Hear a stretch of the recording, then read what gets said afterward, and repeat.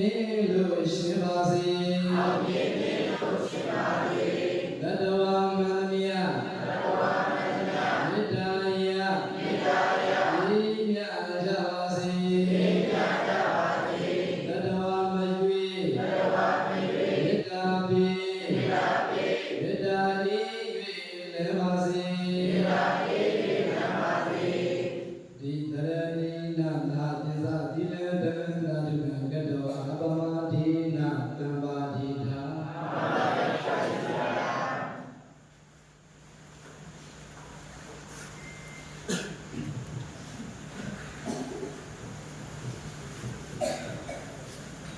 ဦးဇင်းတို့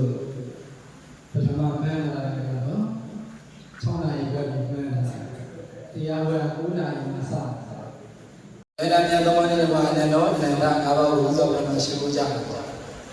လူတကုဘုံရိယကဆယ်ကလေးဆိုလို့ဘုရားတင်ဓာတ်ရဲ့ဉာဏ်မှာနေ့စဉ်အပူတွေမရှိရဘူးလားရှိပါပါဗျာအဲ့လိုဦးလေးဥစ္စာဘုရားမှာတကယ်ကအင်းကြီးမူလေးကိုဥစ္စာဘုရားဒီဆောင်ကြရတယ်နော်အဲ့လိုဒီဆောင်ကြတဲ့ကဘာဥစ္စာဘုရားအနန္တောနဲ့ငါးပါးကိုရှိခိုးကြရအောင်ဗျာအခုအေးချမ်းမတော်ဘူးလားအေးပါပါဗျာအနန္တောအနန္တငါးပါးရဲ့အကျိုးကြီးမှဘုံလက်တွေ့မခံစားရဘူးလားမှန်ပါပါဗျာနေ့စဉ်ရှိခိုးကြရတယ်အနန္တောအနန္တငါးပါးကိုခိုးတဲ့သူလည်းဟုတ်ပါနော်မခိုးတဲ့သူလည်းနောက်မှဆက်ခိုးကြပါအဲ့တော့သူတို့ဒီနေ့ဦးဇင်းတို့သုံးပါးကြွလာဦးဇင်းတို့သုံးပါးကြွလာတယ်ဆိုတာကဦးဇင်းတို့ညမတန်ကရဲတော်များအဖွဲ့ကိုစားနေတာဦးဇင်းတို့သုံးပါးကြွလာတောင်မြားကြွလာအဲ့တော့ဒုတိယကမှာဘာလို့ကောင်းနေတာယခုကြွလာတဲ့တန်ခါသုံးပါးလို့စိတ်ထဲမှာမထားပဲနဲ့ထာဏကမှာကျူလာတက္ကသိုလ်မှာကျောင်းတက်နေကြတော့တန်ခါတော့အပါ800ကျော်ကြွလာတယ်လို့စိတ်ထဲမှာထားမှဆိုရင်ကုသိုလ်ကျိုးမများဘူးလားများပါဘူးဗျာသုံးပါးလည်းလို့တွေးနေအပါ800ကျော်လို့တွေးပြီးတော့တရားနာကြပို့ပြီးတော့ကြည်လို့စရာမကောင်းဘူးလားမှန်ပါဗျာအဲ့တော့ဒီကိုကြွလာတဲ့ဦးဇင်းသုံးပါးဒီဘက်ကတော့ဥမာမိတာဦးဇင်းတို့ကျောင်းသားသမဂ္ဂဘုံထမ်းမှာတောင်းထမ်းဆောင်နေတဲ့စေးစစ်ဆရာတော်ဒီဘက်ကတော့ပြည်သားရေးဆရာတော်တို့တဲ့ဘက်ကမှာပေါင်းသူတော်ကောင်းတွေတိတော်ဒီကျွန်းမှာတွေ့ဘူးတဲ့ထင်ပါတယ်ဓမ္မစက်ဆရာတော်လေးတော့သူကအကောက်လေးရှိတယ်နော်အရှင်ညာနာသစ္စာဆိုပြီးတရားနာလို့ရတယ်သူကတော့တော်လာတယ်နော်အားလုံးတော်ကြတယ်ဦးဇင်းတွေဦးဇင်းတွေသူလေးတက်တယ်တကယ်တော်ကြတယ်ဦးဇင်းတွေမပါဘူးနော်ဦးဇင်းကတော့ကလေးလေးလိုဖြစ်နေထားတယ်ရတယ်အဲ့လိုဆိုတော့ဗျာဦးဇင်းတို့ဒီသုံးပါးကြောက်လာဆိုတော့ဦးဇင်းကျောင်းတန်ခါအဖွဲ့အစည်းရဲ့ပူဇာနေကြောက်လာတယ်ဦးဇော်ဗြဟ္မာမီးလို့စိတ်ထဲမှာသုံးပါးတဲ့ကြောက်လာတာဘုရားတန်ခါအပါ800ကျော်ကြောက်လာတယ်လို့ခံယူပြီးတော့တရားနာလို့ကြောက်ဖို့မလိုတာလေအဲ့တော့ဒီနေ့တရားဝဲမစားမြေဒီကကြီးအလှမ်းရှောက်တယ်တရားကောင်းလေးပါတယ်ဆိုတော့တရားဝဲနေမှာတရားတောင်းရဲ့အကျိုးတရားလေးတွေအကြောင်းတရားလေးတွေကိုမပြောပြဘူးပေါ့ဒီတစ်ခါတော့တနေ့မှတစ်ခါကြုံရတာဆိုတော့ပြောပြအောင်ပါပါဆိုပြီးတော့ဥစ္စာပြန်မှဒါလေးဦးသိပြောပြအောင်နော်အဲ့တော့ဦးသိနေရတော့နိုင်ပဲဝင်ချင်းလောက်မှဟောမှာပါကျန်တဲ့ဦးသိနေရဟောတာလေးကိုဒီမှာဆိုစုံနေကပ်မှာနော်ခါရင်ကြုံလုံးလေးဆိုတော့တိခမင်းနာလို့ရတော့အဲ့တော့ဒီတရားတောင်းဘယ်ကနေစတင်ဖြစ်ပေါ်လာတယ်လဲဆိုရင်ညဇောဘုရားဖျားဖြစ်ပြီးရက်90ဝန်းကျင်ခန့်အပတ်ရည်နဲ့ကြည့်မယ်ဆိုရင်10ပတ်ကျော်ခန့်လက်တော့ဖျားရှင်ဘုရားကြီးအစပါလာညောင်မယ်အောင်တင်မလေးပေးပြီးတော့ညဇောဘုရားစင်ကျင်တဲ့တွင်လေးတစ်ခုပေါ့နော်ဒါဒီဖျားဖြစ်ခဲ့ပြီးဒီကိစ္စလေးပါကိုသိမြင်တဲ့ဖျားဖြစ်သွားပြီအဲ့တော့လောကကြီးမှာဖြစ်ခဲ့တဲ့လောကလူသားတွေကိုကြည့်တဲ့အခါမှာငါသိခဲ့တဲ့တရားတွေကအင်မတန်မှခက်ခဲနေတယ်ဒီတော့ကိရိတာတွေထူပြောနေတဲ့လောကလူသားတွေကိုငါဟောရင်သူတို့ဉာဏ်လေးနဲ့အမိဘလားဆိုပြီးမြတ်စွာဘုရားအစပါလာနေရောမှာစဉ်းစားဆင်ခြင်သုံးသပ်နေတဲ့အချိန်ခါမှာတဟံပတိဓမ္မဆိုတဲ့ဓမ္မမြေမှာလူကိုကြည့်တဲ့ပြောမှာပေါ့အဲ့တော့တဟံပတိဓမ္မကြီးကမြတ်စွာဘုရားစဉ်းစားဆင်ခြင်သုံးသပ်နေတာကိုသိတဲ့အခါမှာလူပြည်မှာမြတ်စွာဘုရားရှင်ဘုရားကြီးဝင်ထုံးပေါ်ပေါက်နေပြီးတရားဓမ္မတွေကိုဟောကြားတော့ညာလို့ပြောပြီးတော့မြတ်စွာဘုရားရှင်ဘုရားကြီးလောကလူသားတွေဒုက္ခရောက်နေတဲ့ဩဃဝဲမှာကျင်လည်နေကြတဲ့ကိလေသာဖြစ်ပြောနေတဲ့တတ္တဝါတွေသစ္စာလေးပါသိမြင်ဖို့အတွက်မြတ်စွာဘုရားရှင်ဘုရားကြီးငါတို့ဝါပြီးတော့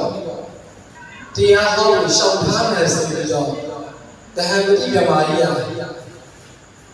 သူ့ရဲ့တပည့်ဓမ္မတွေနဲ့လူပြည်ကိုစဉ်းစားကြတယ်နော်အဲ့လိုစဉ်းစားလာတဲ့အခါမြတ်စွာဘုရားရှင်ဘုရားကြီးကစဉ်းစားတော့တက်နေတဲ့အစပါကညောင်းမယ်အောက်ကိုရောက်ရှိတယ်ခါမှာမြတ်စွာဘုရားရှင်ဘုရားကြီးဘုရား ကိလေသာတွေပြောပြီးတော့ကိလေသာတွေနဲ့ပိတ်လောင်နေတဲ့လောကလူသားတွေကိုသစ္စာလေးပါးတရားဖြင့်အမြင်ဖွင့်ပြီးတော့ဘုရားဆိုပြီးတော့တရားလာမကောင်းတာဟဲ့တရားတောင်းလဲဆိုတာအဲ့ဒီအချိန်တွေကစခဲ့ဒါကတရားတောင်းတဲ့ခါကဘာလေးကြီးညိုသေးရမကောင်းလားဟောတယ်ဗဟမတိမြမာကြီးတို့နောက်ရှင်ဖြစ်လာမှာဟုတ်တယ်လားအဲ့လိုလေးတွေ့တော့အဲ့လိုမြမာကြီးဖြစ်မှာနော်အဲ့လိုတွေ့ထားကြအဲ့လိုတွေ့ထားတဲ့အခါအဲ့လိုမြမာကြီးဖြစ်ခဲ့တယ်ဖျားတဲ့လူတွေလုပ်ခဲ့ပြီးရှိတော့အဲ့ဖျားရဲ့ခြေတော်ရဲ့မှာဖျားတောင်းတဲ့ဘုန်းကြီးတွေမရဘူးလားဒီကျန်တဲ့ခါကမှပေါင်းပြီးတော့ကောင်းကြီးကျူးစားကြနော်ဖျားတော်ကြီးကကောင်းပါတယ်တန်တယ်ကောင်းနော်အဲ့တော့မြတ်စွာဘုရားကဘာဖြစ်လို့ဒီတရားကိုတန်းမဟောတာလဲဆိုတော့မြတ်စွာဘုရားကတန်းဟောမယ်ဆိုရင်ဟောလို့ရတယ်ဒါပေမဲ့မြတ်စွာဘုရားကစောင့်ဓမ္မကြီးလာပြီးတော့သူ့တရားတောင်းမှသူတရားဟောမှဖြစ်တယ်ဆိုပြီးတော့မြတ်စွာဘုရားကဟောမယ်နဲ့အဲ့လိုစင်ကြင်ခဲ့တာပဲအဲ့တော့စင်ကြင်ကဘာဖြစ်မြတ်စွာဘုရားဒီတတ္တဝါကိုတန်းပြီးတော့တရားမဟောတာလဲဆိုတော့အဲ့ဒီအချိန်မှာမြတ်စွာဘုရားပွင့်တာဘာမှပွင့်ခဲ့လဲဆိုရင်အိန္ဒိယပွင့်ထုံးပေါ်ပေါက်လာခဲ့အဲ့ဒီအချိန်မှာလောကလူသားတွေဘာကိုကိုယ်ပဲလဲဆိုတော့မြန်မာကိုကိုယ်ပဲဘာကိုကိုယ်ပဲလဲမြန်မာကိုယ်ပဲတဲ့ယူပါလားရှိတဲ့ခေတ်ကာလအချိန်မှာအဲ့ပြိတ္တတွေကလည်းဒီမြန်မာရဲ့အဆောက်အဦလက်ခံတယ်အဲ့လိုလက်ခံထားတဲ့ပုဂ္ဂိုလ်ကိုမြတ်စွာဘုရားကသစ္စာလေးပါးတရားတဲပြီးဟောလို့ရပါမယ်ဘာဖြစ်လို့ဟောလို့မရနိုင်လဲဆိုတော့အဲ့ဒီအချိန်မှာဗြဟ္မဏအယူဝါဒရှိတဲ့ပုဂ္ဂိုလ်တွေရဲ့ရင်ထဲနှလုံးသားထဲမှာအတ္တတွေမာမာနတွေပြည့်နေတယ်အတ္တတွေမာမာနတွေပြည့်နေနေတဲ့လူသားတွေရဲ့နှလုံးသားထဲကိုမြတ်စွာဘုရားဟောခဲ့တဲ့မြင့်မြတ်တဲ့သစ္စာတရားတွေဟောလို့ဝင်ပါမယ်အတ္တတွေမြတ်စွာဘုရားကလောကလူသားတွေရဲ့ရင်ထဲကအတ္တတွေမာမာနတွေကိုဖယ်ထုတ်စေခြင်းတဲ့ရည်ရွယ်ချက်ကြောင့်မြမကြီးကိုယ်တော်လာပြီးတော့တရားရှောက်တရားဟောဖို့ရှောက်ဖို့စောင့်တယ်အဲ့လိုရှောက်နေတဲ့ရှောက်ပြီးတဲ့အခါမှာလောကလူသားတွေစဉ်းစားတော့ငါတို့ကိုယ်တည်းမြမကြီးကဘုမပွင့်လာတဲ့ဘုရားကိုတရားဟောဖို့ရှောက်ထားတဲ့ဆိုတာဒါဆိုရင်ဒီတရားတော်တွေကငါတို့မြမကြီးဤတဲ့တရားတော်တွေပို့ပြီးတော့မြင့်မြတ်တယ်ဆိုပြီးတော့အဲ့လိုတွေးမသွားဘူးပို့ပြီးတော့ကောင်းတဲ့ຢာတွေဖြစ်လာတော့မယ်ဆိုပြီးတော့မတွေးမိဘူးအဲ့လိုတွေးမိတဲ့အချိန်မှာသူတို့ရဲ့ရင်ထဲမှာအတ္တမာမာနတွေရှိသေးတာဒီနေရာမှာစဉ်းစားစကားဒုတကတကမှာဟောသူတော်ကောင်းတွေမိမိတို့ရဲ့ရင်တို့ကောင်းတဲ့အရာတွေကိုတည်ဖို့အတွက်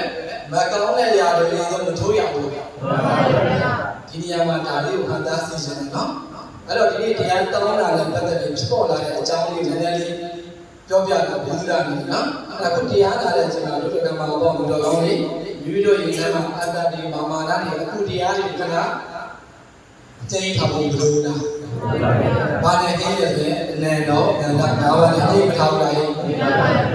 အဲ့တော့ဦးသိန်းကဒီနေ့မိနစ်30နဲ့ဟောမှာဆိုတော့တွေ့ရင်ဆက်ပြီးတော့ပြောပါမယ်အဲ့တော့ဒီနေ့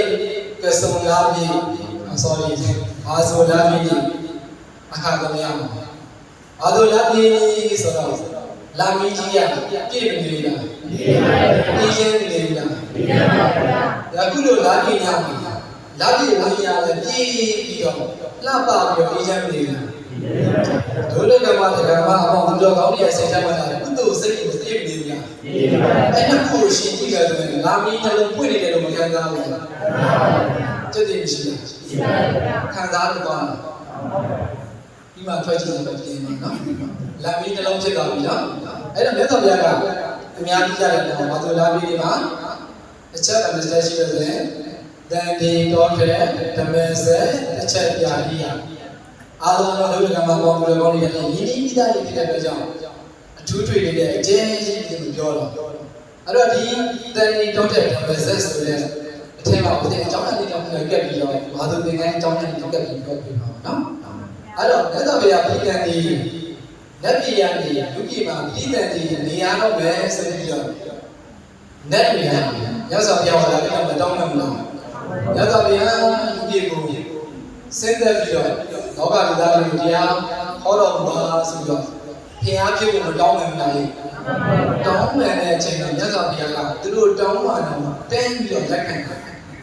လက်မခံသေးဘူးတဲ့သူပါစဉ်းစားရတယ်ဆိုတော့ကြည်ကြည်ချင်းဘယ်နှပါရှိလဲကြည်ကြည်ချင်းဘယ်နှပါရှိလဲဘာမှမြတ်စွာဘုရားက ဒီလူ့ဘုံသွားပြီးတော့တရားအနေနဲ့ငါပွင့်တော့မယ်ဒါဆိုငါပွင့်လို့နေရာကဘယ်လိုနေရာမျိုးလဲငါကြည်ဦးမှာဖြစ်မယ်ဖြစ်လို့ပွင့်လို့ရပါ့မလားဟဲ့ဘယ်လိုမရဘူးအဲ့တော့မြတ်စွာဘုရားကြီးကြီးကားတော့ကြည့်တယ်နံပါတ်1ကာလကိုကြည့်တယ်ဗါတယ်လေအကျဉ်းသားဆိုတာကမြတ်စွာဘုရားဘုရားသခင်ဆိုပြီးလူတွေရဲ့တသိန်းထင်မှလည်းမပွင့်ဘူးတရားရဲ့အောက်မှာလည်းမြတ်စွာဘုရားကပွင့်ဘူးတတန်းကိုပြောတာနော်ဘောကလူသားတွေရဲ့တသိန်းထက်မှပွင့်မယ်ဆိုရင်ဘောကလူသားတွေနေကဒုက္ခအနတ္တဆိုတဲ့တရားတွေဟောလို့ရပါ့မလားဟောလို့မရဘူးအဲ့ဒါကြောင့်မြတ်စွာဘုရားကဘုရားဆူဆူကအသက်တသိန်းရဲ့အထက်မှာလည်းမပွင့်ကြဘူးတတန်းတရားအောက်မှာလည်းပွင့်ရဘူးဝေးရတော့တဲ့တကယ်တရားအောင်ရောက်လာပြီဘောကလူသားတွေကကိလေသာတွေပြီးတော့ထူလာတယ်ထူလာဘူးလားအဲ့တော့ဦးဇင်းတို့တန်ခါးမှာရောက်လာတယ်ဆိုတာတကယ်တရားအောင်ဦးဇင်းတို့ဖြစ်မလာဘူးလားဒါကြတဲ့မားတွေကလည်းတကယ်တရားအောင်ဦးဇင်းတို့ကလည်းတကယ်တရားရဲ့အောင်ပါအားလုံးကကိလေသာတွေမထူနေဘူးလားထူပါရဲ့ဗျာဒီထူးချင်းဟောရတာပေါ့လေအဲ့ဒါလည်းတော့ရတာဘာလို့လောကကြီးကြည့်လိုက်တော့ငါဒီငါဘုရားပြည့်တဲ့အချိန်ကာလကြီးလူတွေရဲ့တသိန်းထပ်ပါလည်းမဟုတ်ဘူးတရားရဲ့အောက်မှာမဟုတ်တဲ့အတွက်ငါဒီဘုရားဖြစ်ဖို့တင့်တော်တယ်ဆိုပြီးမကြည့်ဘူးလားအဲ့ဒါကိုကျုံးဝင်ကြည့်တယ်တဲ့ဗါတယ်လေကျုံးကြီးဘယ်လိုကျုံးရှိတော့ဘာကျုံးလဲအရှိကျော်နာကျော်တောင်ကျော်ရောင်ကျော်ဦးဇင်းတို့ခုနေတဲ့အကျုံးကတောင်ကျုံးလို့ခေါ်တယ်။အကျုံးလဲကျန်တဲ့၃ကျုံးမှာပြုမယ်ဆိုရင်ကျန်တဲ့၃ကျုံးကဦးဇင်းတို့တောင်ကျုံးနဲ့မတူဘူး။သူကအကုန်ပြည့်စုံတယ်။ဟုတ်တယ်လေ။အကုန်ပြည့်စုံနေတဲ့ကျုံးတွေမှာသွားပြီးတော့ဘုရားပြုပြီးတရားဟောမယ်ဆိုအဲ့ဒီတရားရပါမယ်။မရဘူးတဲ့။ဦးဇင်းတို့တောင်ကျုံးကဒုက္ခအများဆုံးကျုံးတယ်။ဟုတ်တယ်လေ။ဒုက္ခအများဆုံးကျုံးမှာမြတ်စွာဘုရားပွင့်တယ်။အဲ့တော့ကျုံးမွေးဘူးလား။မေးတယ်။နောက်တစ်ချက်ကကာလဒေတာကိုကြည့်ကျုံးပေါ့နော်ကျုံးတဲ့တော်ဆိုလို့ဒီတောင်ကျုံးရဲ့အလယ်ကောင်တက်တဲ့ရသော်ဘုရားကကြည့်ဘုရားဆိုတာတက်တဲ့မှာပွင့်တယ်နော်ဟိုကဲနားမှာလည်းပွင့်ဟိုဂျောင်းထဲမှာလည်းပွင့်အလယ်တက်တဲ့မှာပွင့်ငါပုံမဲ့နေရာကြီးအလယ်တက်တဲ့ဖြစ်ရတယ်ကြည့်တယ်မှန်ကန်တယ်နောက်တစ်ချက်တော့စိတ်ကြဲတော့ဒါငါမွေးဖားတဲ့ဆွေမျိုးတီမင်းမျိုးမင်းနဲ့ဖြစ်ရလားဆိုတော့မကြည့်ဘူးလားကြည့်တယ်နောက်တစ်ချက်ကသူဒီဘုရားတော်မွေးပွားပြီးသူ့ရဲ့မိခင်ရဲ့တရံက9ရက်တည်းတည်ရရတယ်တဲ့ပါတယ်လေဘုရားတော်ကြီးပရိသတ်တွေနေပြီးမွေးပွားပြီးတဲ့အခါမှာနောက်တစ်ခါမိခင်ရဲ့ဝမ်းလေးထဲမှာတခြားပရိသတ်တွေတည်လို့မရတယ်လို့ဆိုရင်အဲ့ဒီမိခင်ရဲ့ဝမ်းလေးကိုမွေးချုပ်တဲ့တယ်အဲ့တော့ရောက်ဘယ်ဘုရားတော်မှမွေးပွားပြီး9ရက်အတွင်းမှာအဲ့ဒီမိခင်ကတည်ပြီးရအဲ့တော့သူကအဲ့မိခင်ရဲ့တောင်းဟဲနေတဲ့ကမှာသူမွေးပွားပြီး9ရက်လောက်မှာသူ့ရဲ့မိခင်လက်ရဆက်ပြီးအဲ့ဒီငါငါချက်တာပြည့်စုံတဲ့အတွက်ကြောင့်သူကဘုရားပြုလို့လောကကြီးကိုဆက်တဲ့တာဒီညမှာဘုရားဘာကိုပြောချင်လဲဆိုတော့လက်တော်ဘုရားဒီလောကကြီးမှာဆင်းသက်လာတဲ့အခါဒီကြည်ချင်းငါ့ကိုကြည့်ရဆိုတော့အင်းဒီညမှာဆိုလိုချင်တာကညဆောက်ပြမှာရွေးချယ်နေရှိလားသူလိုချင်တဲ့ကျုံးလည်းတော့မယ်သူပြည်တယ်နေခြင်းနဲ့မျိုးရိုးအစင်တွေသူရွေးချယ်နေရှိလားဘာဖြစ်လို့ရွေးချယ်နေရှိတယ်ဆိုညဆောက်ပြကပါပြီးဘလောက်ကြည့်ချင်လဲဒီသင်္ချေဘာလဲလဲကများလားအဲ့လိုများအများကြီးကြည့်ခဲ့တဲ့ကုသိုလ်တွေအများကြီးရှိခဲ့တဲ့တဲ့မြတ်စွာဘုရားကြီးသူလိုချင်တဲ့ဘောရွေးချယ်ပြီးရှိလားရှိပါတယ်ဒီဘုရားဒါလေးစင်ဒုဒကကမှာပေါ့ပြီးတော့ဘောလို့ဒီအခုရောက်ရှိနေတဲ့ဘောမိမိကျင့်တတ်တာလည်းရှိတယ်မကျင့်တတ်တာလည်းရှိလားရှိပါတယ်အဲ့တော့ဘောကဒီဘောကတော့ဒါတော့ငါတို့ရှိဖို့ကမလုပ်ခဲ့တဲ့ကုသိုလ်ကရှိတဲ့တော့ငါတို့ဒီဘောရောက်ရှိတယ်အားလုံးတောက်ခွာနေရှိအောင်မရှိဘူး။အဲ့တော့ငါတို့ဒီဘယ်ဘုံသွားခြင်းလဲ။ဒီဘုံသွားခြင်းလား။လက်ပြီးသွားခြင်းလား။ဓမ္မပြည်သွားလိမ့်တန်သွားခြင်းလား။ဘုံတွေကိုရွေးချယ်ပြီးရှိဘူးလား။ရှိပါဘူး။ရွေးချယ်လို့ရှိဖို့ဆိုတာကုသိုလ်ရှိဖို့မလိုလား။လိုပါဗျာ။ဘုရားလုံးကသူရွေးချယ်တဲ့တရားဒီမှာပါရမီကုသိုလ်တွေရှိတယ်လို့။ဒုဒ္ဒကမှာပေါ့လူတော်ကောင်းတွေကမြတ်ကဘုရားလုံးနဲ့ငါတို့ဒီဘဝကိုဘောပြောင်းတဲ့အခါငါတို့ဒီဘယ်လိုဘောလိုချင်တာလဲ။ကိုစီခံချက်တွေရှိကြဘူးဒီမဲ့ချက်အဲ့လိုဒီမဲ့ချက်တွေပြည့်ကျင်နေဆိုရင်ကုသိုလ်ကောင်းမှုတွေလုပ်ထားဖို့မလိုလားလိုတယ်ဒီဒီညမှာဒီချက်လေးဆက်ပြောချင်လို့ ကြည်ချင်းကားမှလည်းပတ်သက်ပြီးတော့သင်္ကန်းလေးထည့်တယ်ဒါတွေကလည်းမှတ်သားစရာကိုဖြစ်တာဖြစ်တယ်ဒါဒီမှတ်သားရတော့နောက်ဘောဘယ်ဘောနောက်ဘောမှာဘယ်ဘောမှာဘယ်လိုပုံစံမျိုးနဲ့ဖြစ်ချင်လဲဆိုတာဥပဒေကိုရွေးချက်ပြီးဖြစ်တယ်ပါရမီကုသိုလ်တွေကိုလုပ်ဖို့လိုလားမလိုလားဥပဒေကိုမှန်းကြနော်ဒါလေးတစ်ချက်အဲ့တော့ဒီနေ့ဘုရားကမှာပေါင်းတော်ကောင်းနေတက်ထက်တဲ့အခါဒီနေ့က၄ချိန်တော့ပေါ့နော်ဘာလို့သင်္ကန်းကဝယ်နေချင်းပါလဲအဲ့တော့ဒီလိုချိန်ရတဲ့အခါမှာဘုရားဆိုစီကိုချီးမွမ်းခဲ့တဲ့စကားလုံးလေးတစ်ခုပေါ့အဲ့ကပုံမှန်ဒီဒွိစကိပါနော်အမြင်မျိုးရှိကြတဲ့ပုံပုံတွေကမြင့်မြတ်တဲ့ပုံပုံတွေပညာရှိတဲ့ပုံပုံတွေလို့မြတ်စွာဘုရားရှင်ချီးမွမ်းခဲ့တဲ့ပုံပုံရှိတယ်ပြီနော်အမြင်ဘယ်လိုမျိုးလဲပြစ္ဆုတ်မှန်တဏ္ဍာအကျိုးကိုစူးစမ်းအားထုတ်နေတဲ့ပုဂ္ဂိုလ်ရဲ့နောက်တဏ္ဍာအတွက်ကောင်းကျိုးတွေကိုပြင်ဆင်နေတဲ့ပုဂ္ဂိုလ်ရဲ့လို့အမြင်ဘယ်လိုမျိုးရှိလဲတချို့လူတွေကပြစ္ဆုတ်မှန်တဏ္ဍာမှာတဘောဝချမ်းသာဖို့အတွက်ကြည့်ပါတချို့ပုဂ္ဂိုလ်တွေကတော့နောင်တဏ္ဍာအတွက်ကုသိုလ်ကောင်းမှုတွေဖြည့်ရင်ပါတဲ့ပုဂ္ဂိုလ်ကမရှိဘူးလားအဲ့တော့မြတ်စွာဘုရားကအမြင်နဲ့ပြည့်စုံတဲ့ပုဂ္ဂိုလ်မှသာလေအမြင့်မြတ်ဆုံးလူသားမြတ်စွာဘုရားမချီးမွမ်းခဲ့ဘူးလား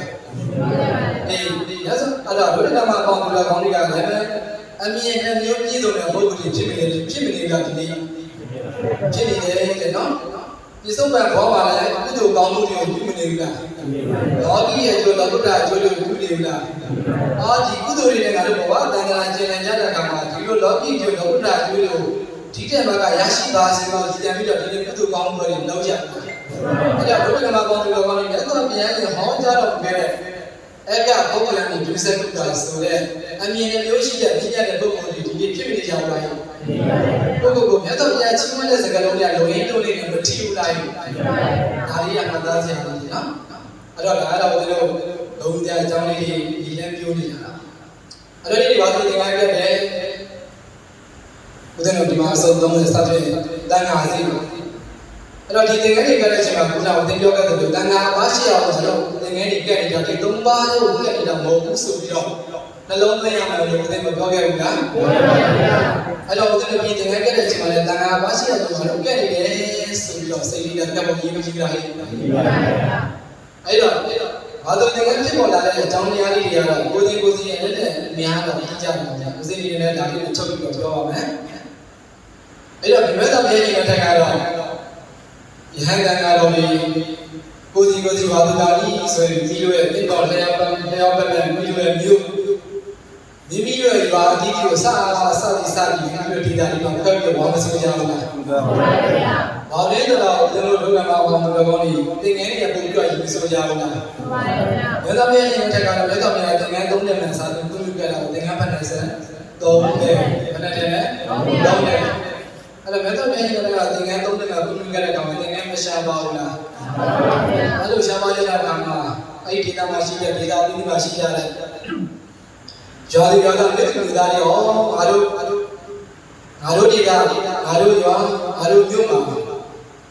ဝါတိတိလာလို့ကြတဲ့သံဃာတော်ရှင်မြတ်တွေငါတို့လူတိုင်းကြတဲ့သင်္ကန်းလေးတွေနဲ့ပရိယတိပရိပတိပရိဝိရာဆိုတဲ့သံဃာတော်မြတ်ကြီးတော်ရက်ကိုကျင့်ကြံကြုံဖို့အထုနာမသင်ကြီးတို့ကရည်တည်ပြီးတော့ငါတို့သင်္ကန်းတွေလူတိုင်းကြမယ်ဆိုပြီးတော့မှတ်တမ်းလေးတွေရှိခဲ့ဘူးလားဘုရားကမှာဘုရားကောင်းကြီးမြတ်စွာဘုရားရှင်မြတ်ကသူတော်ကောင်းကြီးတွေးနေတဲ့တွေးနေတယ်လို့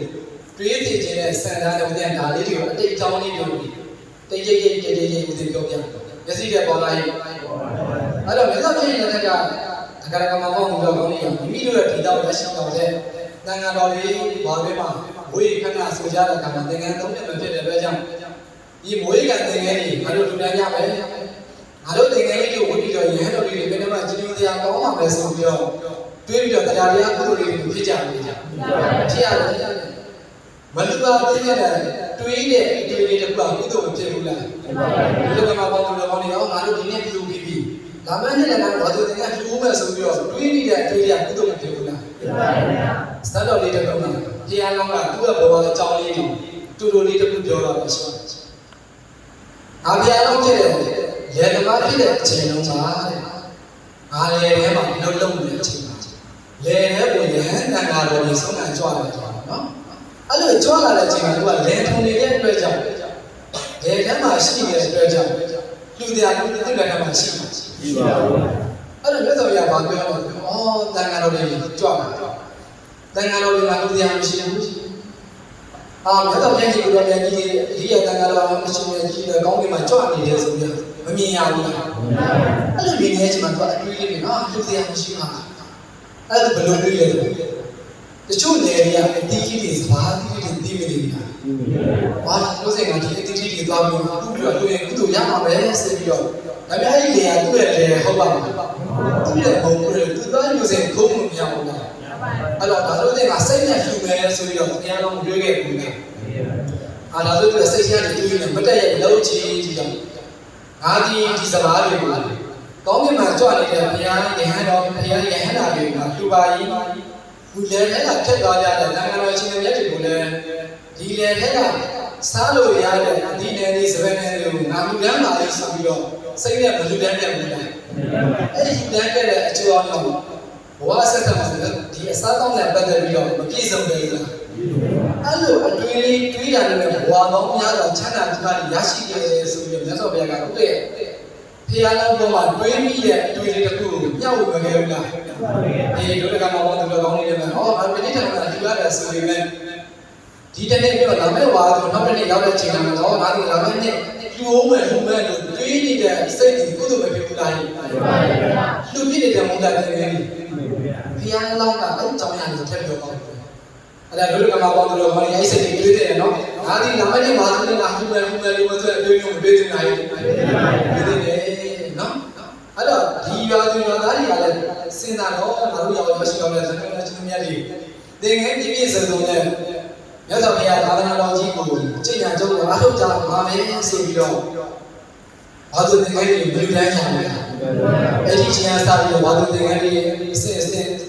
လူကြရအောင်လေအခုအချိန်ကြီးဒီ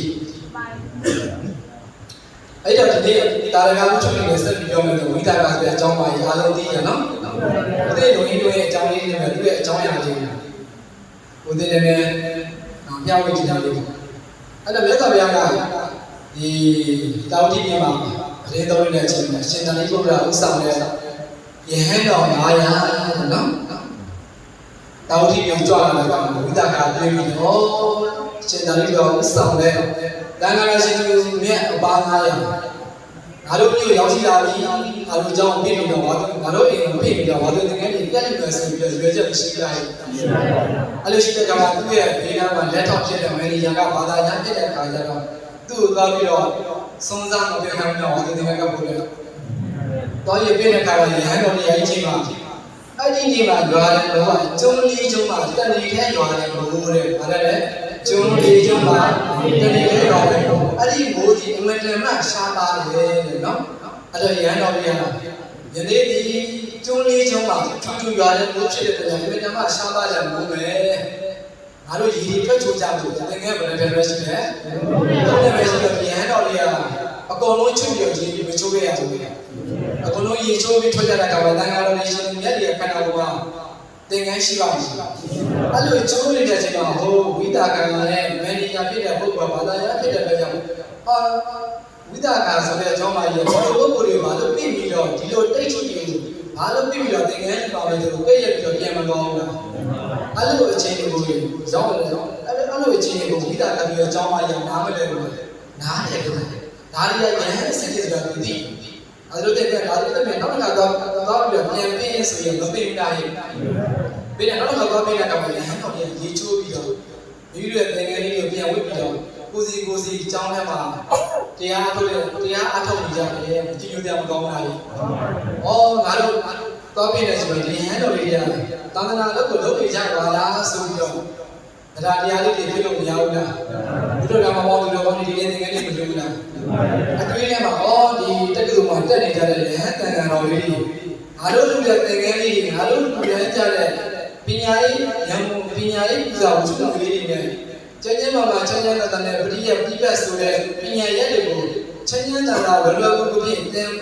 င်ပါစေဆိုပြီးတော့စေတနာကြီးဖြစ်ဖို့မလိုလားဝိသကအတွေ့အ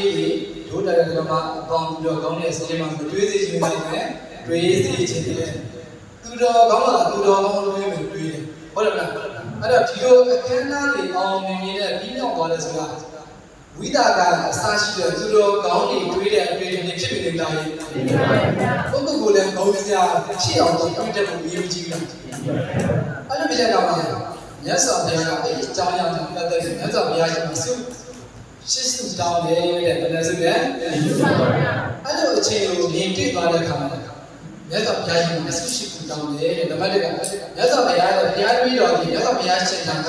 ဆုရှိခုလာရင်တောင်းရစီတဲ့ဟုတ်တယ်တောင်းဆိုမြတ်စွာဘုရားကအမှုပြုရတာနံပါတ်1အနေနဲ့ဘာကိုတောင်းလဲဆိုတော့ပြီးတော့အရက်ရှင်များကာလပတ်လုံးဒီတန်ခါတော်ရှင်တို့ရဲ့တွေကိုပြီးတော့ဝါဆိုသင်္ကန်းဘွေးကသင်္ကန်းတို့ပြီးရမရသေးဆိုတော့မတောင်းနိုင်ဘူးအဲ့လိုတောင်းတဲ့အပွင့်ကြီးဒီယနေ့ဘုဒ္ဓကမှာဘုဒ္ဓကရကမှာပေါ့ဘုရားကောင်းနေတောင်းဆိုတဲ့ဆုနဲ့သူမနေဘူးလားငါတို့တဲ့နေ့တခါဒီတန်ခါတော်ရှင်တို့ရဲ့တို့ငါတို့ဝါဆိုသင်္ကန်းယူမယ်ဆိုပြီးတော့တောင်းဆိုတာတန်ခါတွေကိုတောင်းဆိုသူတွေကတန်ခါတော်တွေဒီနေ့ကြောက်မှတောင်းတယ်အဲ့တော့ဘုရားကတောင်းတဲ့ဆုတောင်းလို့ဘုဒ္ဓကမှာပေါ့ဘုရားကောင်းနေဒီနေ့အဲ့ဒီကြည့်နေအောင်မပြေဘူးလားနော်နောက်တစ်ခုကဘာသက်တောင်းလဲဆိုတော့အာကန်လုကဆိုတာကဖြီးသွားယဟန်တော်တွေနော်ဖြီးသွားတဲ့ယဟန်တော်တွေကိုလည်းဒီတော့ဆုံးဖြတ်ပဲရပါရစေနော်အဲ့တော့ဦးဇင်းတို့ဒီနေ့ကြွလာတဲ့ဦးဇင်းတွေဦးဇင်းတို့ရာပြည့်ကြွလာတဲ့ဦးဇင်းတွေအဲ့တဲ့ဦးဇင်းတွေဖြစ်ပြီးဖြီးသွားနေတဲ့ဦးဇင်းတွေဖြစ်ပြီးနေတာဒီနေ့ဒုက္ခမှာပေါင်းလို့ဟောလို့ဆုံးမပြတ်ဘူးလားဦးဇင်းတို့ဘလောတဲ့ဒီရပြည့်ပြမယ်ဦးဇင်းတို့ဖြီးသွားနေတဲ့သံဃာတော်တွေဖြစ်ပြီးနေတာအဲ့တော့အဲ့ဒီအင်္ဂါရတဲ့ဒီပြည့်စုံနေတာဟဲ့အဲ့တော့ဦးဇင်းတို့ခါကြီးတို့ဓမ္မကြီးတို့ကျေးဇူးတင်တယ်ဒီအင်္ဂါရတဲ့ပြည့်စုံနေတဲ့ဒီဆုံးခေါ်ခဲ့တယ်လားအဲ့ဒီအတွက်လည်းငါတို့တွေးပြီးငါတို့လောက်ရတဲ့မြေတကာဆိုတဲ့အရိယာသူတော်ကောင်းပါရဲ့အတူနဲ့တူနေပါလားဆိုပြီးတော့ကုသိုလ်စိတ်ကြီးကိုလိုတယ်နော်အဲ့တော့မရှိကဘာဆက်တောင်းလဲဆိုတော့ဘာဆုတောင်းလဲဆိုတော့ဒီလာလာယဟန်တွေကိုထာဝရပြီးတော့ဆုံးစရာစီနော်အဲ့တော့ဒီကလာဖြစ်နေပြီဒီလိုဆိုရင်ကျမ်းမာဖြစ်နေပြီဒီဟန်ကမကကွက်လာလို့ရှာသားလို့စဉ်းစားရမှာအဲ့လိုတန်ဃာတော်တွေကျမ်းမာချမ်းသာဖြစ်ပါသေးလို့ရည်ရွယ်ပြီးတော့ဒီကလာယဟန်တွေနေပြီးတော့ဆုံးစရာတွေဆိုတော့ဆုမတောင်းခဲ့ဘူးဆုတောင်းခဲ့တယ်နော်နောက်တစ်ခုကနောက်တစ်စုကဘာလဲတော့အဲ့ဒီဒီကလာဆုံးရှောက်နေတဲ့ယဟန်တော်တွေကိုလည်းတပည့်တော်ဆုံးလို့တရားစီဆိုတော့နောက်တစ်စုမတောင်းနိုင်ဒီကြတာကိုယ်ကိုယ်ယူတာလို့နော်အဲ့ဒီဒီကြတော့ဆုံးရှောက်နေတဲ့ဟန်တော်တွေလည်းယူတယ်သဘောမကျဘူးလားဟုတ်တယ်လေဒီကြတော့ပြည့်စုံနေတဲ့ဟန်ပြည့်စုံနေတော့ဒီမှာဆုံးတာဖတ်ဖို့ဆုံးတာဖတ်ဖို့အစီအစဉ်ပါမလားမတည်ဘူးတဲ့သူတော်ကောင်းကြီးရဲ့အတွေ့အကြုံသူတပါဘာလိုအပ်လဲဆိုတော့ဖြည့်ဆည်းပြီးတဲ့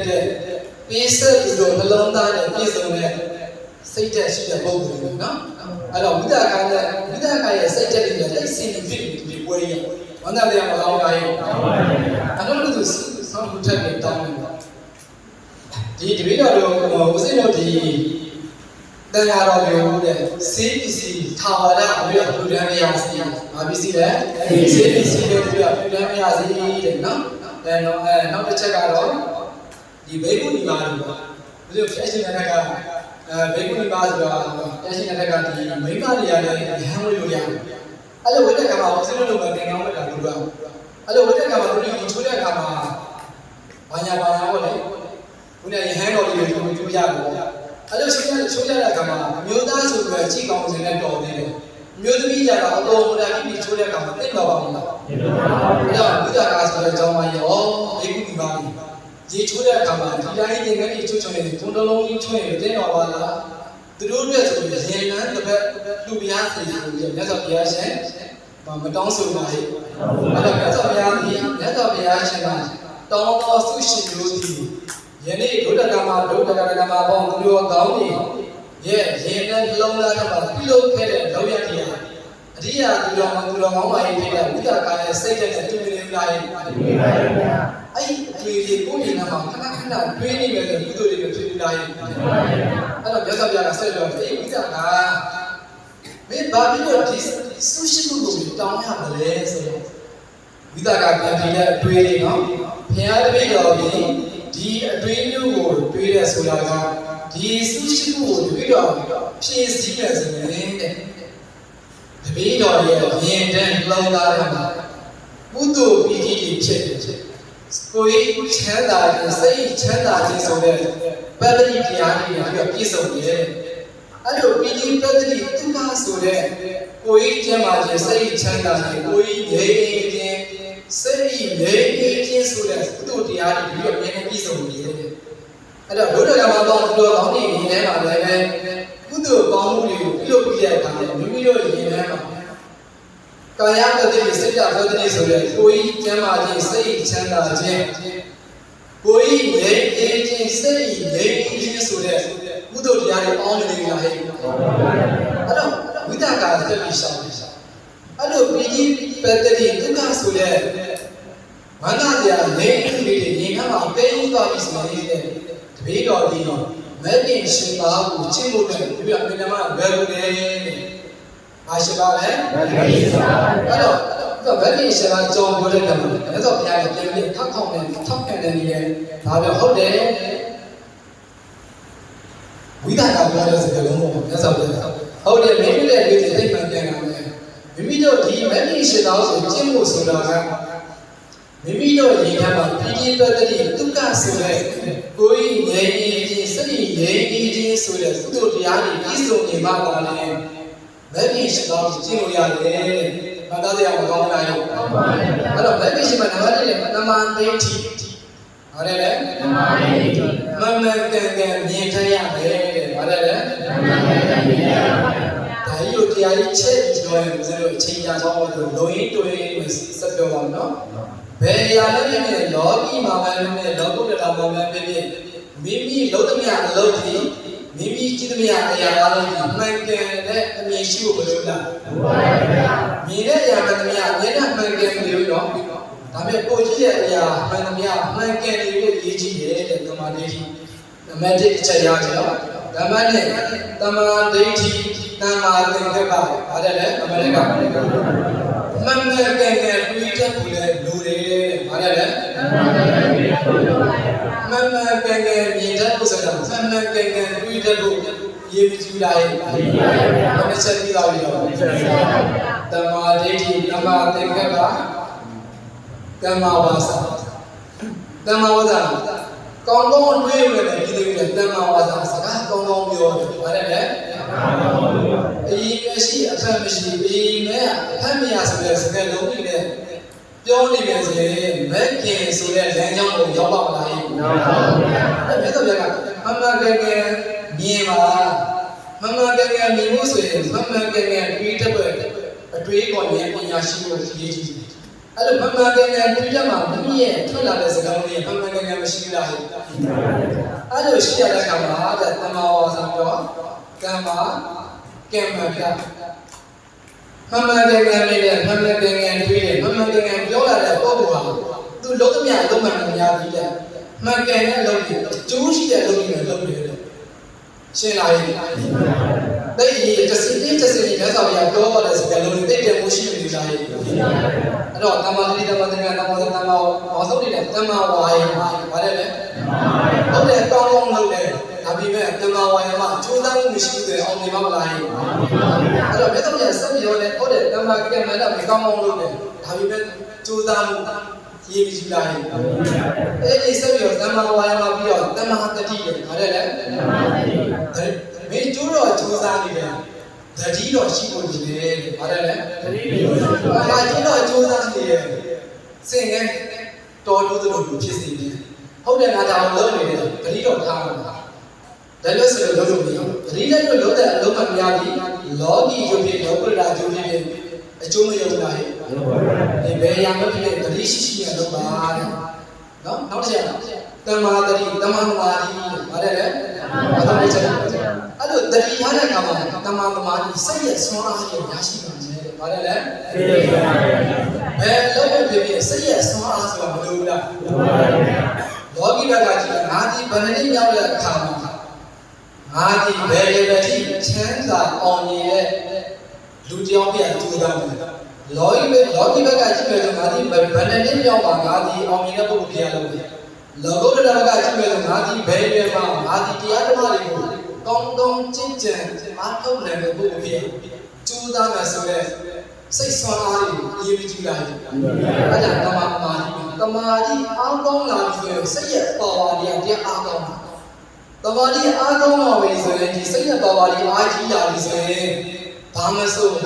လုံးရဲ့ဘောင်းမင်းသားရဲ့အဲတော့ဝိသကပြောတဲ့စကားလုံးတွေကိုအခြေခံပြီးတော့မိမိတို့ရင်ထဲမှာပိဋိပတ်တိဆိုတဲ့ကိုယ်ငြိမ်းခြင်းစိတ်ငြိမ်းခြင်းဆိုတဲ့ကုသိုလ်တရားတွေကိုအခြေခံပြီးတော့ဒီမဂ္ဂင်၈ပါးကိုချင်းကြံတို့ကိုအားထုတ်မယ်ဆိုရင်တို့တက္ကရာပါဘောသူတို့ကောင်းတွေလိုချင်တဲ့စတုံးစမြက်တွေမြင့်မြတ်တဲ့တက်လို့ရှိတဲ့ဘဝတွေများရှိလာတယ်။ရှိပါပါဗျာ။အဲ့တော့ဒီနေ့ဦးဇင်းဟောကြားခဲ့တဲ့အချိန်ကမိနစ်30ကျော်ပါပြီပေါ့။ဦးဇင်းပြောခဲ့တဲ့စကားလုံးတွေကအလုံးတရားကတစ်လုံးလေးသိပြီးတော့အဲ့တစ်လုံးလေးနဲ့မိရဲ့ဘဝကိုပြောင်းလဲနိုင်တဲ့အဓိပ္ပာယ်ရှိတာဒီသားပြောင်းနေတယ်ဖြစ်မယ်လို့အမှန်ခံချက်ပြနိုင်တယ်။ဦးဇင်းဒီနေ့ဟောကြားခဲ့တဲ့စကားလုံးတွေရှင်းရတာလေ။ရှင်းပါပါဗျာ။ရှင်းပြီးနောက်ဆုံးချုပ်မယ်ဆိုမဂ္ဂင်၈ပါးနဲ့ပြန်ချုပ်ပြီးတော့မိတို့ဘဝကိုပြောင်းလဲလို့မရဘူးလား။မှန်ပါပါဗျာ။အဲ့တော့မြတ်စွာဘုရားရဲ့ကိုယ်တော်ကြီးဒီနေ့ပါသူလာပြီးနေမှာပဋိသန္ဓေရဲ့ဓမ္မစကြာတရားဟောပါတော့ဓမ္မစကြာတရားကိုမဆုံးကြည့်လိုက်တော့သုံးနှသားကိုလုပ်ပြီးတော့မဂ္ဂင်၈ပါးနဲ့လောကကြီးကလုံမြောက်အောင်ကြိုးစားမယ်။လောကီဘက်ကလည်းလုံမြောက်အောင်ကြိုးစားမယ်။လောကုတ္တရာဘက်ကလည်းလုံမြောက်အောင်ကြိုးစားတော့ဒီလကတစ်ခုပဲရှိရတယ်မဂ္ဂင်၈ပါးကြည့်ပြီးတော့အားထုတ်မှဒီဒုက္ခကိုလုံးမယ်ဆိုပြီးတော့ပြန်ဟောကြားခဲ့တယ်။အဲ့တော့ဒီနေ့ဟောကြားခဲ့တဲ့တရားတော်တွေကိုကိုယ်စီနှလုံးသွင်းပြီးတော့မဂ္ဂင်၈ပါးဆိုတဲ့တရားကြီးကိုကြည်ညာကြုံအားထုတ်ပြီးတော့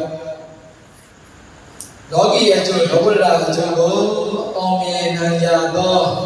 ပုဂ္ဂိုလ်တို့ပုဂ္ဂိုလ်များဖြစ်ကြပါစေကုန်ရသတည်း။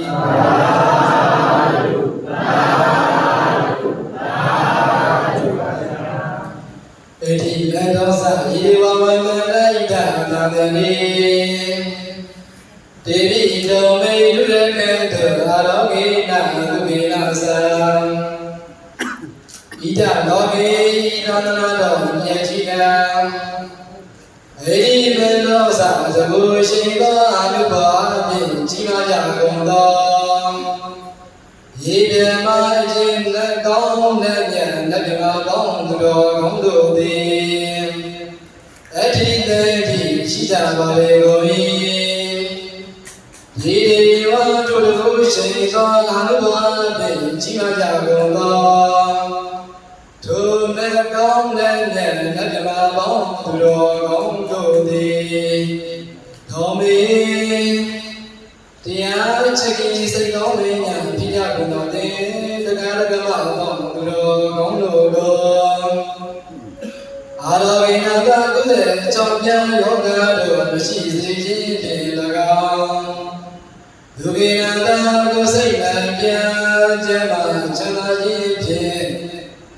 အနုရကေတုအမြဲတည်းဆုံးရှောက်တော်မူကြပါစေကုန်ရသတည်း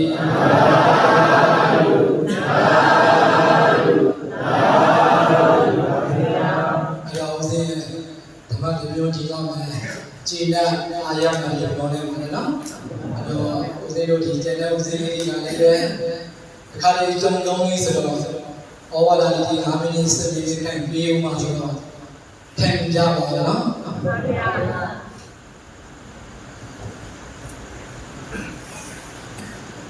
ဩဝါဒပြီးဆိုတော့လေ။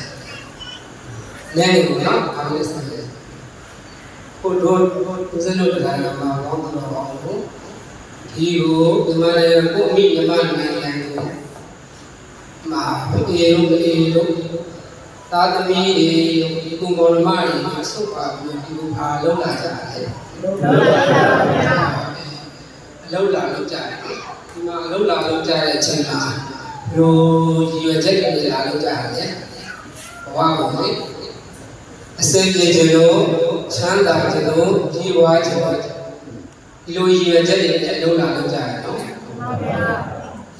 ။ဒီလိုကြီးပွားချမ်းသာအောင်လုပ်ဒီနိုင်ငံကိုဆက်ဆက်ရဲရဲလာပြီးတော့နော်။ပြန်လည်ခံပြီးလုပ်ကြတယ်။ဒီ ဒီလိုလုံးလုံးကြတော့ကြောင်းတဲ့မကြည့်ဝါခြင်းပါကြည့်ဝါခြင်းပါခုလိုကြည့်ဝါအောင်ပဲဘုရားရှင်ရတာလေဒီကစားလို့အမျိုးသားကဘုရားရှင်ကိုပစ္စုပန်လောကချမ်းသာမှာတဲ့ပစ္စုပန်လောကမှာချမ်းသာဖို့အကြောင်းကြောင့်ပေါင်းများရှိတယ်တဲ့တပည့်တော်တို့ဒီတဲ့အင်အားကြီးထောင်လူပေါင်းမှနေကြတဲ့အတွက်ကြောင့်ချမ်းသာဖို့လိုပါတယ်တဲ့အဲအကြောင်းကိုစီးတဲ့ဥစ္စာတွေနဲ့ချမ်းသာခြင်းတယ်ချမ်းသာဖို့အတွက်အကြောင်းတရားများမရှိဘူးလားဆိုတော့ဒီကစားလူမင်းသားဒီဘုရားရှင်ကိုရှောက်အဲ့ဒါကြောင့်တို့တရားကမှာပေါင်းတို့ပေါင်းလို့လည်းချမ်းသာဖို့အတွက်ဒီနည်းလမ်းဒီကုပေါ့နော်ဥစ္စာတွေနဲ့ပြောကြပြတာပထမဆုံးနံပါတ်1ချက်ကဩဌာဏတံခါရတဲ့ထာကြွလုံးကဝိရိယရှိရမယ်ဓမ္မရကြပါဠိလိုဩဌာဏတံခါရမိမိတို့ဟာပြီးတော့မိမိတို့လုပ်ငန်းကိုအလုပ်လုပ်ပြီးဆိုတာနဲ့မိမိတို့ကိုယ်ပိုင်လုပ်ရဖြစ်ဖြစ်သူများအလုပ်လုပ်ဖြစ်ဖြစ်ကိုယ်အလုပ်ကိုတောင်းကိုစီရှိရတဲ့အတွက်ကြောင့်လုံးဝဝိရိယထားပြီးအလုပ်လုပ်ရမယ်လုံးဝဝိရိယထားရလို့ပြီးသေးဘူးမိမိတို့လုပ်တဲ့အလုပ်ပေါ်မှာလည်းပဲဆွဲဝိရိယရှိရတယ်ဆွဲထားရမှာနော်ဆွဲရှိမှရှိလို့မရဆွဲမရှိရင်လည်းအောင်လို့ရနိုင်အဲကြောင့်မို့ဆွဲရှိရတယ်ကိုလုပ်တဲ့အလုပ်ပေါ်မှာလည်းပဲကျွမ်းကျင်မှုရှိရတယ်အဲမှာဒါလည်းဘုရားနာတန်ခါရနဲ့ပြည့်စုံပါပေါ့နော်နံပါတ်2ချက်ကတော့အာရကတန်ခါရတဲ့မိမိတို့ခုရှာဖွေလို့ရရှိထားတဲ့ပစ္စည်းဥစ္စာရဲ့နာတွေကိုမပြောင်းမပြောင်းထိန်းသိမ်းနိုင်ရတယ်ဥဋ္ဌာဏအာရကတန်ခါရပေါ့နော်ဆောင်းလျှောက်ထိန်းသိမ်းနိုင်ရတယ်အဲမှာဒါလည်းကြီးပွားမှုပေါ့အဲ့ဒီချက်ကအာရကတန်ခါရရေမီးမျိုးပုံသူပေါ့ဉာဏ်မျိုး၅ပါးနေပြီးတော့မပြတ်စုံထိထိဆောက်ရှောက်ခံရမယ်ပေါ့မိမိတို့ရှာဖွေလို့ရရှိထားတဲ့ပစ္စည်းဥစ္စာတွေနံပါတ်3အချက်ကကျတော့တမဇိဒတံခါရတမဇိဒတံခါရဆိုတာကမိမိတို့ရှာဖွေလို့ရထားတဲ့စိတ်ဥစ္စာတွေပစ္စည်းဥစ္စာပေါ့နော်အဲဥစ္စာတွေကိုညီညအောင်သုံးဆွဲတယ်ညီညအောင်သုံးဆွဲတဲ့မှာလည်းမိမိတို့ကြီးပွားမှာဥပမာပြောမယ်ဆိုရင်တော့တနေ့ကို1000ကျပ်ရတယ်အဲ့1000ကျပ်ကို၄ပုံပုံလိုက်ဘုံတစ်ဘုံကို2500ဖြစ်တယ်ပထမဆုံးအဲ့2500တစ်ဘုံကိုမိမိတို့စားဝတ်နေရေးအတွက်အသုံးပြုပါဒါပဲနှစ်ဘုံကကြတော့900ကျတော့မိမိတို့စီဝါရေးလုပ်ဖို့အတွက်သိစေရတယ်နော်ဂျင်းကြီးညှို့နေတာပဲနံပါတ်1ဘုံကကြတော့ဘာလို့မလဲဆိုတော့မသုံးမဲ့သိစေထားမယ်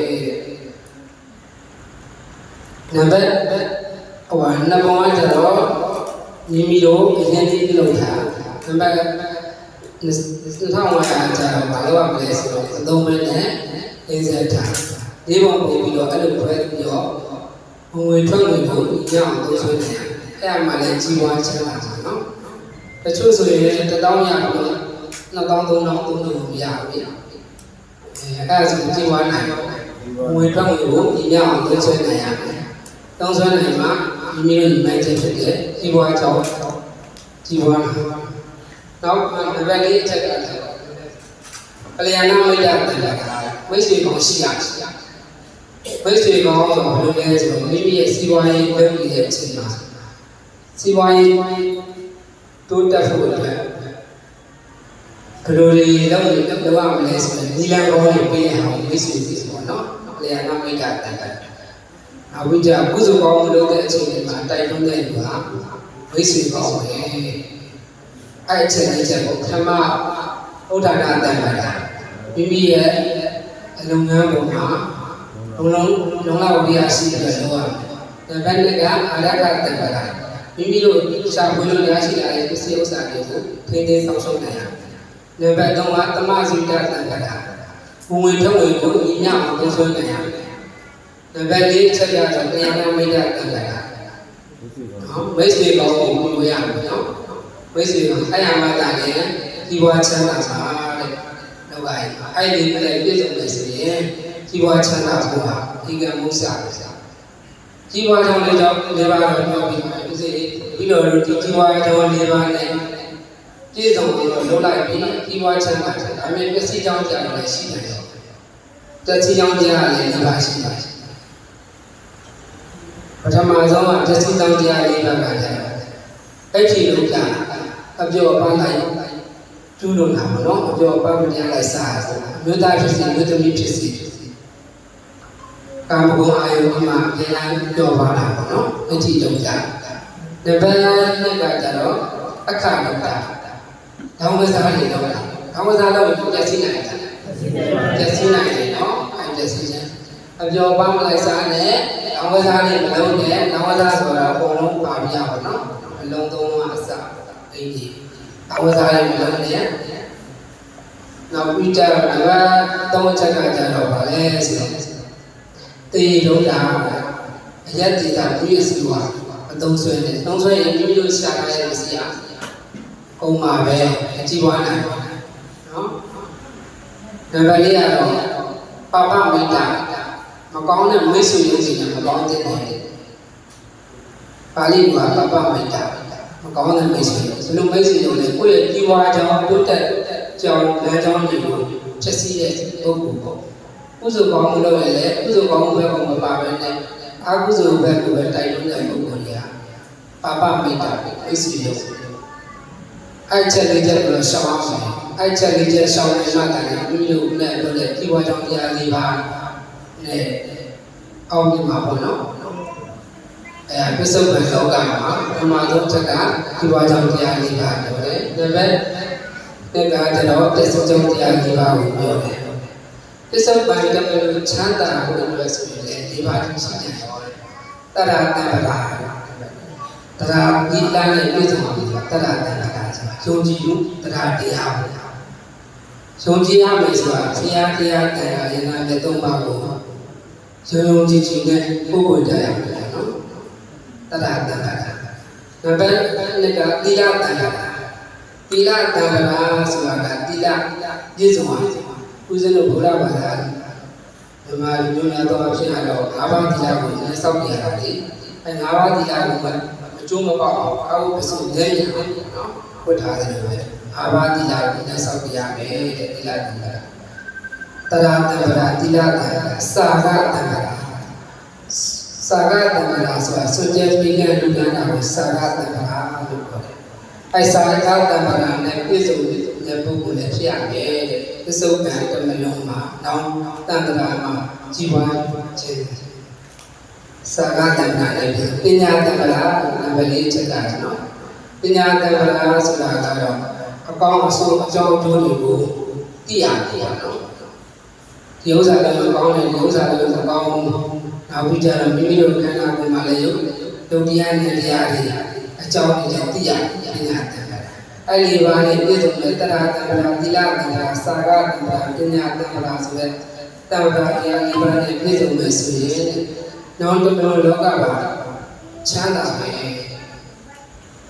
ဒီဝါကြောင့်၄ပါးတတိကြောင့်တရား၄ပါးနောက်တစ်မျိုးချမ်းသာ၄ပါးကိုဦးဇင်းဟောဝါဒသက္ကကထာဖြင့်ပြောကြရင်ဒီမှာပဲဦးဇင်းရဲ့ဟောဝါဒကိုအလုံးစုံပဲဆက်သက်ပါတယ်ဒါတော့ဒီလိုခေါ်တယ်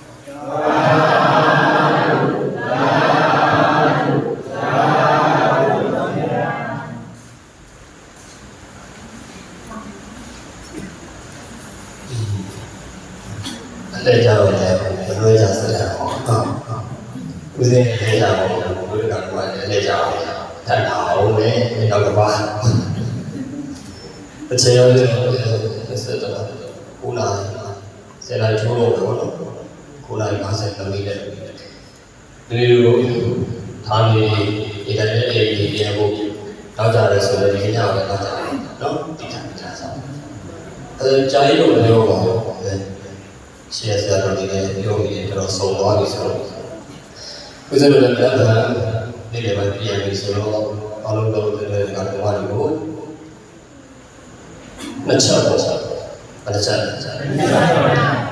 နံပါတ်1အချက်ကနေရေး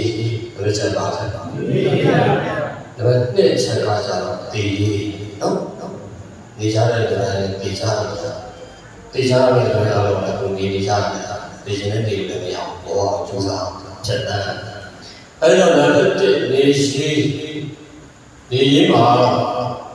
ဦးဇင်းလည်းလက်ခံကြလုံးတယ်စကားလေးခေါ်စကားလေးကိုပြောတော့ပါဠိလိုစကိုပြောတော့တေချာလေးရကလောဘဝမှာအဲ့ဒီစကားလေးခေါင်းအားဖြစ်စေတယ်ဗပြောင်းလဲနိုင်ရင်လက်ခံလိုက်အောင်ကြိုးစားလက်မခံလိုက်ရင်ပြောင်းလဲနိုင်အောင်တော့တတ်နိုင်တော့ကိုဘဝမှာခက်ခဲချက်တွေရှိတယ်အဲ့ဒီခက်ခဲချက်တွေကိုမပြောင်းလဲနိုင်ဘူး如果我们标准来不走路线，那看来不咋的。就是你看那这里头，就标准来我们老来的，老来的那当然不看来，但有个人我穿啥不会行，那东西，我标准来有时比较我看来不咋的。就像我咱们看来有时标准来我搞，哎，比较酷。而这里那个人嘛，是啥叫的？我嘛，他可以老人家的。那这样咯，第一个看来，表面来我们没弄来，那表面来好，那看来就是他们是买啥个是稀有，个个的收费，那个厂里，你家我老是很多的，我查一下是路易的娘，路易的对吧？有，那边我没呀那些嘛，我记得是那个我娘，对吧？那多的那个没记。အဲ့ဒါကြောင့်ဒီအားလည်းကိုမထားပါဘောမှာကျောင်းရတဲ့ခေတ်လေးကိုကျောင်းလိုက်နိုင်ကျောင်းလိုက်နိုင်လက်ခံနိုင်တာနေရအတွက်တော့ဒီလောက်ပေါ့နောက်တစ်ခုဒီပါကျွန်တော်ဘုရားဘာသာတော်ဆင်းဖြစ်တည်တဲ့အောင်လက်ဆောင်ပဲတရားတော်ကိုအခြေခံပြီးပြောရတယ်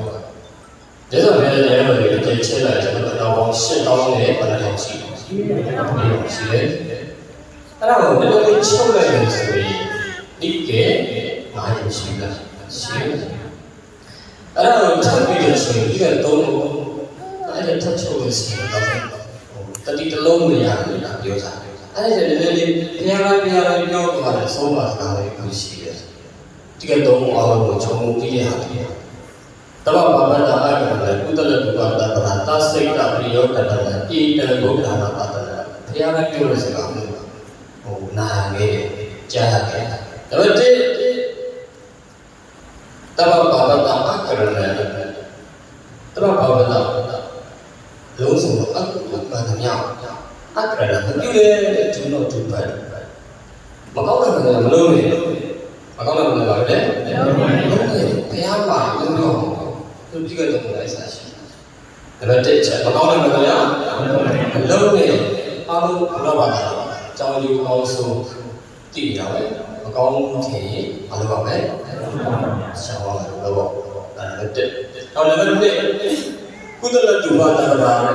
ကုသလတဥပဒတာကိုပေါ်ခွဲကောင်းတာလည်းပြည့်စုံလို့ကြားကောင်းတယ်လို့ဘာလို့ပြည့်စုံလို့ဒီဘာလို့ပွဲလို့ဒီမှာတခါအလုံးကျူးပဲလောကနော်အပြည့်စင်ခန္ဓာအလုံးဆောက်ဆက်ဆက်ရအဲ့ဒါတွေကောင်းတယ်လို့လုံးကြားလို့လောက်တယ်အဲ့ဆိုတော့ဆိုနားထောင်လို့ဝမ်းမြောက်ဝမ်းသာဖြစ်ကြတယ်အဲ့တော့ရက်တရားကျလို့ဘောတယ်မှာတင်းနေဘောတယ်ကတော့လည်းကြည့်အတန်းဘလောက်လောက်ပြန်လဲ60ဝန်းကျင်တခါကြီးတယောက်အလကားကြီးမှာတခါကြီးဘုံတွေပြောအာဘယ်တော့မှမလည်းအင်္ဂလိပ်ပြောစရိတ်ရတော့အဲ့တော့ဘယ်လိုစဉ်းစားလို့စဉ်းစားလို့ကဆရာတွေလည်းတော့တို့မြန်မာနိုင်ငံကဘုရားဘာသာတခါကြီးဒီဘာတွေတခါကြီးတွေဘာကြီးကိုဒီကားပဲသူတွေမစိုးဒီလိုမစိုးသူတို့ပုံဖက်လုပ်ဖို့အတွက်ဒီလိုအတွေးတွေရတယ်ဆိုတာနိုင်ငံခြားတွေတော့လူတွေများတော့တွေးတော့ဒီလိုတွေးမိတော့ဒီမှာနိုင်ငံနဲ့နေလို့ရှိရင်အဲ့ဒီလိုဆိုရင်ဆိုတခါလေရွေးရတယ်လို့ပြောလိုက်တော့တခါလေရွေးတယ်တော့ဟိုစပွဲရှိလို့စီချတာဒါလည်းပြရတယ်အဲ့ကဘာနဲ့ရှင်းကြည့်လိုက်လို့ဆိုရင်တို့ဘုရားဘာသာဘာလိုမျိုးအဓိကပြည့်ကြီးတယ်ပြောတယ်တခါကြီးတွေမှာရှိတယ် တို့ဆိုတော့အတက်ရကြီးတယ်တို့ထင်းထင်းနေကြတယ်လေးကဘာသာတရားတော်လေးဒီလိုဖြစ်ဖြစ်ဒီကနေလို့ရဒီကောင်းလာစင်ကြီးလေးနေတော့အဲ့ဒီနောက်ပဲလူမျိုးတွေတကားတယ်အစင်ကြီးလေးဘူးအသက်60လောက်သွားလို့ကောင်းလို့သွားလို့ကောင်းလို့ပြောလို့ကောင်းလို့ဘောလို့ကောင်းလို့တောက်လို့ကောင်းလို့စားလို့ကောင်းလို့ဟုတ်ကဲ့အဒုက္ခကြီးပဲအဲ့ဒါဥတလတာဥပဒနာအကျုံးဝင်နေတယ်နော်ဒါပဲဥတလတာဥပဒနာနံပါတ်3ကတော့တောက်စိတ်ကပြောတာလေစိတ်ကြီးကိုကြည့်ဆောင်တာ keep your mind clean စိတ်ကိုကြည့်ဆောင်တာဒီစိတ်စိတ်ကိုဝင်လာတဲ့ဒီကမရှိရအားကြောင့်လည်းဘောလုံးပုံများရင်ကြောက်ကြည့်ပေါ်ရောက်စိတ်ကြီးကမနာလို့နေတဲ့စိတ်ကိုဝင်လာတယ်အဲ့ဒီစိတ်လေးတွေဝင်လာလို့ဆိုရင်ကြည့်စေအောင်ဟာထိုင်ပါဆိုလို့ရှိရင်ဒီမှာလည်းအလုပ်ထူးစားတယ်လေဒါကြီးကပြင်ခံရတယ်ထိုင်လို့ရပြင်ခံရတယ်မကလည်းဒီမှာလည်းကျိုးသားတယ်စူတောင်းတယ်ဒီရွှေကိုဝိတ်ကြထိုင်ရတယ်မလုံးနိုင်ဘူးလုံးနေလားဘလို့တော့ဒီမှာလည်းကိုယ်ကျိုးသားလို့ဖြစ်သွားတာမနာဘူးဖြစ်အခုထိုင်ရပန်းစီကျန်းအပြောနေတာကမြန်မာတွေကကျိုးသားတယ်ကျိုးသားတဲ့အချိန်မှာမြန်မာချင်းချင်းတော့ကျိုးသားနေကြကျိုးသားနေကြတော့ဘာလို့ဆွတ်ဆင်ပြီးတော့ဆွတ်ကြံနေခဲ့အဲ့ဒီအချိန်မှာမြန်မာချင်းချင်းလည်းစိတ်လေးကြီးကွက်တက်တယ်မကောင်းတဲ့စိတ်ကြီးတွေဝင်တတ်တယ်အဲ့ဒီအချိန်မှာအဲ့ဒီစိတ်ကိုဝင်စေတယ်နော်ဆိုတော့ဒီလိုပုံလေးအောင်လို့ဣတိကစေဝါတရားတွေကိုလောလောဘောမှာဒါလည်းဒီစားတွေလောဘတွေကြီးနေဒေါသတွေထွန်းတယ်နော်ဘောဟာတွေတရားတွေဖြစ်နေဒါတွေချက်တယ်ချိန်ကြအဲ့တော့တချို့လို့ဆိုရင်နံပါတ်1ဘောမှာဒီတော့ဒီကိုမပြောင်းလဲနိုင်ရင်လက်ခံနိုင်အောင်ကြိုးစားလက်ခံနိုင်ဆိုပြောင်းလဲနိုင်အောင်ဒီအတွက်နော်ဒီအတွက်ကတော့ပြောတယ်ကောင်းတာများလို့မကောင်းတာများမလုပ်နဲ့စိတ်ကြီးကိုစောင့်တာဒါပဲနော်ဒီလေးပြောတဲ့ဟောတာကတော့ဒါဒီဒီကုန်းကံဘက်အဆုံးသတ်ပါလို့တတိဒေတာ